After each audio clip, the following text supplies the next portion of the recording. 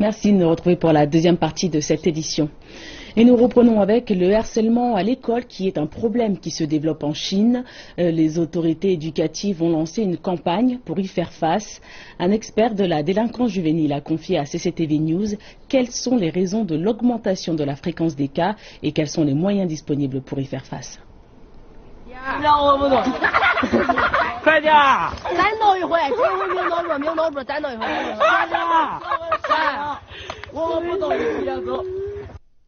Ce vidéoclip sur Internet montre plusieurs adolescents qui frappent alternativement deux élèves et les forcent à s'embrasser. Et tout ça simplement à cause de quelques griffures sur leur moto.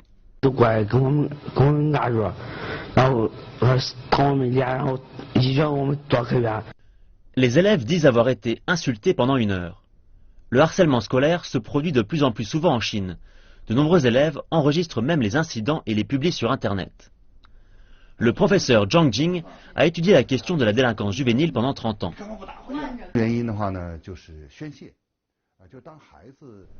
Au niveau psychologique, le harcèlement à l'école se produit pour 2 raisons. Le besoin d'évacuer le stress et l'apprentissage de la violence qui se fait dans les communautés, les familles, les films et les jeux vidéo. C'est tout particulièrement en Chine que nos écoles primaires n'enseignent pas assez l'amour d'autrui ou bien l'amour des animaux. Le Conseil d'État chinois a publié une circulaire pour lutter contre le harcèlement à l'école primaire, au collège et dans les écoles professionnelles. La campagne va se concentrer sur la santé mentale et la formation juridique des élèves. Mais le droit pénal chinois ne punit pas les mineurs de moins de 14 ans. Et ceux qui ont entre 14 et 18 ans écopent de peines légères ou atténuées. Le professeur Zhang dit que d'autres options sont envisageables.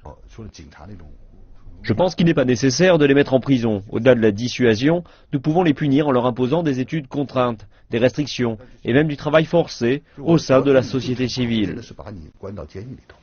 Zhang dit que les enfants sont innocents et blâme plutôt l'éducation qu'ils ont reçue. Cette campagne anti-harcèlement à l'école va durer jusqu'à la fin de cette année.